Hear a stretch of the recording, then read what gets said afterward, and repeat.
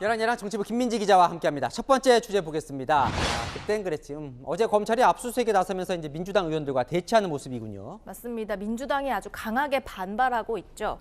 그런데 지난해 국민의힘 김웅 의원실을 공수처가 압수수색할 때 기억나십니까? 당시 민주당의 태도와 다르다는 지적이 나오네요. 비교해봤습니다. 영장 집행을 불법이라고 방해하는 이 국민의힘 행위는 법 질서를 부정하자는 것입니까? 진실규명을 가로막는 야당의 영장 바리케이드 이제 치워주시길 바랍니다.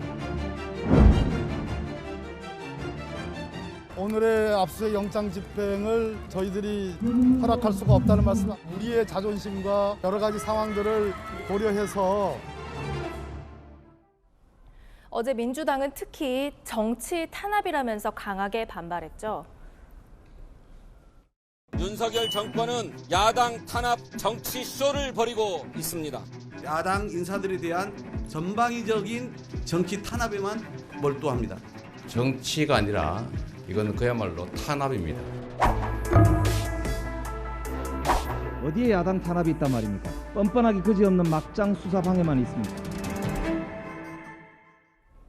달라진 건 지금의 여당도 마찬가지입니다. 의원회관에 와서 야당 국회의원의 사무실을 뒤진다는 것은 있을 수가 없는 야당 탄압의 명확한 의도를 가진 것이다. 떳떳하다면 두려울 것이 무엇입니까? 당당하게 영장 집행을 받아들일 것을 촉구합니다. 그러니까 여야 모두 내가 압수수색 당하면 탄압이고 남이 당하면 정당한 수사다 이런 거네요. 네, 그러다 보니까 어제 현장에서는요, 이런 하소연도 나왔습니다. 예나 지금이나 똑같은 검사고 똑같은 일을 하고 있는데 불과 몇 년 전에 박수 치시고 잘한다, 제대로 해라, 잘하고 있다라고 하시던 분들이 왜 이제는 다시 정치검찰이라고 여야 모두 과거를 좀 돌아보면 좋겠네요. 자, 다음 주제 보겠습니다.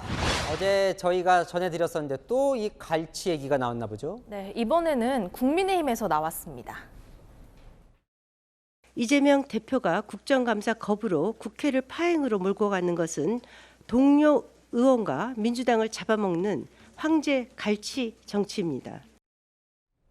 갈치, 대왕갈치, 황제갈치까지 나왔네요. 네, 맞습니다. 내부 총질에 빗대서 이 갈치 논쟁을 일으켰던 안민석 의원은요, 모 언론에서 전재수 의원의 은빛 머리를 겨냥한 공격이라고 왜곡했다면서 민주당 정치인들의 꼴이 우스워졌다, 갈치 논란은 그만하자라고 했는데요.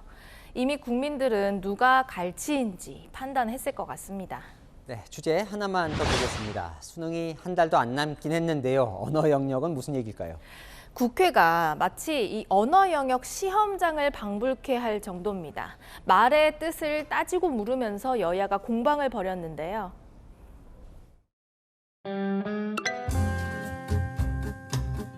위원장으로서 받아들이기가 어려운 그 용어 하나는 제가 좀 조정을 해야 되겠습니다. 어제 날치기라는 말씀을 자꾸 하시는데 홍길동이 된 기분입니다. 날치기를 날치기라 부르지 못하고 날치기의 사전적 의미를 말씀드리겠습니다.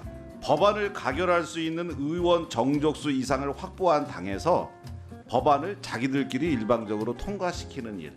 요거 정확하게 지금 해당됩니다. 우리는 홍길동이 아닙니다. 네. 본 것을 사실대로 얘기할 수밖에 없다는 것을.